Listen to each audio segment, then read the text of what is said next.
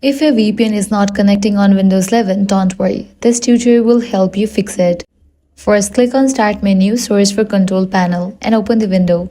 In the Control Panel, next to View By, select Large Icons. Then click on Network and Sharing Center. From the list of connections, select your active connection and click Properties. Scroll down and uncheck the box next to Internet Protocol version 6. Then press OK. After that, close the window and check if your VPN is now working. If the issue persists, open the Start menu again. Go to Settings. Now navigate to the option Network and Internet. Click on VPN and ensure that Allow VPN over metered networks and Allow VPN while roaming both are turned on. You should also see a VPN connection listed here, so make sure it's connected.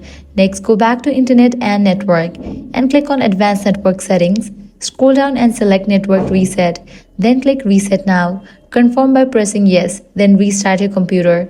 After restarting, reconnect to your Wi-Fi and your VPN should now be able to connect without any issues.